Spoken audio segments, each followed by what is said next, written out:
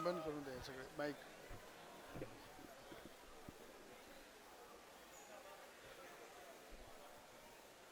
भारत माता की, जोरात हात वरत करायचे असे. भारत माता की, भारत माता की, भारत माता की.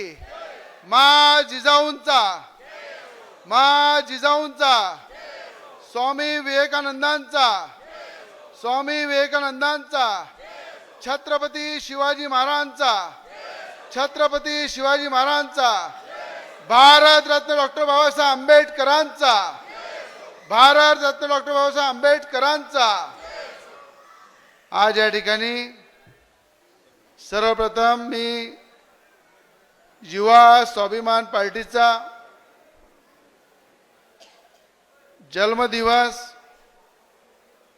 त्या पक्षाची स्थापना दिवस आणि मला असं वाटते राजकीय माझा सुद्धा जन्मदिवस आणि तुमचा सुद्धा एक सामाजिक कार्यकर्ता म्हणून सगळ्यांचा हा या युवासन पार्टीच्या कार्यकर्त्यांचा जन्मदिवस म्हणून आपण पक्षाचा एक परिवार म्हणून हा खऱ्या अर्थानं पक्षाची स्थापना दिवस साजरा करतो.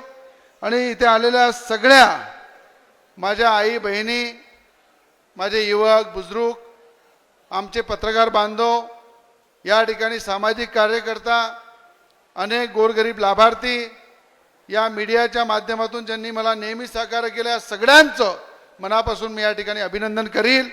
आणि आपल्या सगळ्यांना आशीर्वाद देण्यासाठी, सगळ्यांना या ठिकाणी खऱ्या अर्थानं कौतुक करण्यासाठी हरिभक्त पारायण ॲडव्होकेट आमचे आदरणीय सागर उपस्थित आहे. माजी आमदार अशी नाही आहे, कोणता गाव असं नाही आहे, कुठला एरिया असा नाही आहे ज्या ठिकाणी आमच्या बहिणी मला ओवाळणी करताय, मला आशीर्वाद देत आहे, भरभरून आशीर्वाद देत आहे. आणि त्यांच्या दारासमोर त्यांनी रांगोळी काढली नाही. हा कुठल्याही गल्लीमध्ये, कुठल्या दारामध्ये हा क्षण मी न पाहिल्यासारखा नाही आहे. प्रत्येक ठिकाणी मी हे पाहिलं की त्या ठिकाणी मुलाला, भावाला ज्या ताकदीनं तुम्ही आशीर्वाद दिला, त्या आशीर्वादाची एक एक क्षण हा माझ्या हृदयामध्ये आहे.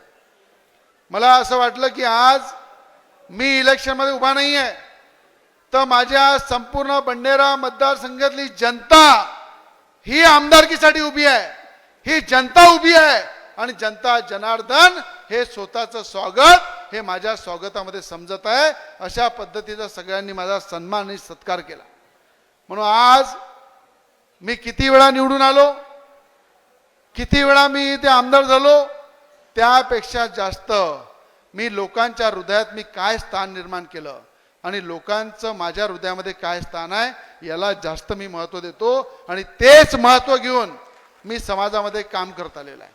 म्हणून मी नेहमी सांगतो की माणूस किती जगला, मध्ये गाठा बांधून ठेवल्या होत्या आणि त्या गाठा नष्ट करण्याचं जनतेने काम केलं. जनतेने त्यांना धडा शिकवला. त्यांना माझं सांगणं आहे की रवी राणा हा कुठल्या नेत्याच्या विरोधात नाही आहे. या जिल्ह्यातला कोणता नेता रवी राणाचा दुश्मन नाही आहे. त्यांनी कधी ते अचलपूर मतदारसंघाचे माजी आमदार असू द्या, मेलघाटचे माजी आमदार असू द्या, की तिवसा मतदारसंघाचे माजी आमदार असू द्या, की कुठल्याही तुमच्या मोर्शी, वरुड, अचलपूर, चांदूर रेल्वे कुठलेही माजी आमदार असू द्या, त्यांनी मला चहा प्यायला बोलवा, मी त्यांच्या घरी जायला तयार आहे. आणि मी या शकत नाही. म्हणून मी यांना या मंचावरून एवढं आवाहन करील की या राजकारणामध्ये अमरावती जिल्ह्यामध्ये कोणी कोणाचं दुश्मन नाही आहे, कोणी कोणाचा द्वेष करत नाही आहे. सगळे आपण पारिवारिक लोक आहे. एकत्र येऊन या जिल्ह्याला पुढे नेण्यासाठी सगळ्यांनी काम केलं पाहिजे. या जनतेच्या डोळ्यामधलं स्वप्न पूर्ण केलं पाहिजे. याच्यासाठी रवी राणाला कधी आवाज द्या, सगळ्यात पुढे रवी राणा राहील.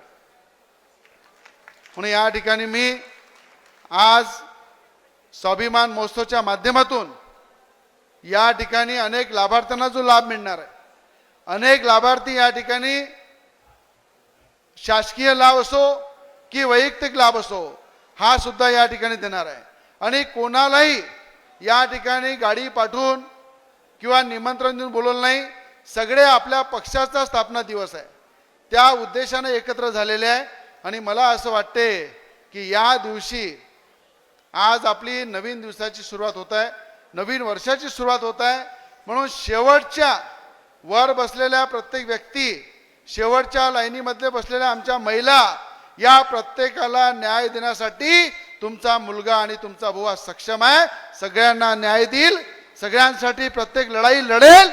आणि आज अनेकांना वाटतं की मी मंत्री झालो पाहिजे, मलाही वाटते झालो पाहिजे, कारण की आमदार बनू बनू मी त्रासलोय जरा, की आमदार बनल्यावर जेवढं एवढं तळमळीनं मी काम करतो, तर मंत्री झाल्यावर या महाराष्ट्रातल्या जनतेला, या अमरावती जिल्ह्याच्या जनतेला तो आमदार मंत्री कसा असते आणि मंत्र्याचं कर्तव्य काय असते हे महाराष्ट्रामध्ये दाखवण्यासाठी एकदा तरी मला मंत्री बनायचं आहे.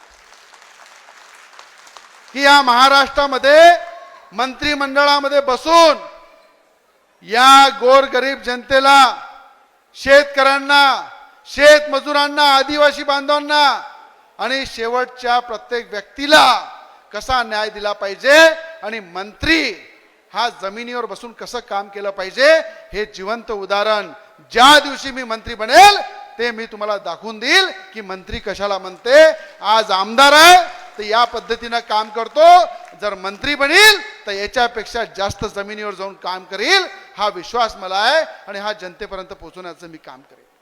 मला अनेक लोक म्हणतात की तुमचा पहिल्या शपथविधीमध्ये नंबर लागायला पाहिजे, पण मला आठवते जेव्हा मला बोलून सांगितलं होतं 8 दिवसाआधी की तुम्हाला कॅबिनेट मंत्री शपथ घ्यायची आहे आणि त्यानंतर माझे नेते आदरणीय देवेंद्र फडणवीस साहेब यांच्याशी बोलणं झाल्यानंतर त्या ठिकाणी सकाळी जर मला फोन येतो की तुला थांबावं लागेल आणि थांबणं हे नेत्यांच्या आदेशाचं मी पालन केलं आणि हेही सांगितलं की याची 10 पट भरपाई मी लवकर करून देणार. आणि मला असं वाटते माझ्या जनतेचे कामं आज राज्याचे मुख्यमंत्री देवेंद्र फडणवीस साहेब जे या महाराष्ट्रामध्ये मजबूत मुख्यमंत्री आहे, ज्यांनी नेहमी मला साथ दिला, ताकद दिली आणि मला विश्वास आहे या अमरावती जिल्ह्याच्या विकासासाठी त्यांच्याकडून 10 पट जी भरपाई आहे त्याच्यामध्ये एक भरपाई ही या मतदारसंघाच्या विकासाची सुद्धा मी त्यांच्याकडून करणार आहे. आणि त्या ताकदीनं या मतदारसंघातले, या जिल्ह्यातले जे जे प्रकल्प नवनीत राणा खासदार असताना त्यांनी आणले ते पूर्ण करण्यासाठी या सरकारच्या माध्यमातून या ठिकाणी पूर्ण काम मी करून घेणार आहे. आणि मला असं वाटते जे तकदीरात आहे ते त्या वेळोवेळी होत राहते, त्याची वाट पाहावं लागते. आपण अजून वाट पाहू आणि वाट, मला असं वाटते की ही वाट नेहमी चांगला एक सूरज घेऊन पुढे येईल, चांगला दिवस तो दिसेल. आणि या अमरावती जिल्ह्याला भाऊसाहेब पंजाबराव देशमुख असो की अनेक या ठिकाणी मोठमोठे नेत्यांनी आपापल्या पदावर काम केलेलं आहे, एक संधी मला सुद्धा येणाऱ्या भविष्यामध्ये मिळेल हा मला पूर्ण विश्वास आहे.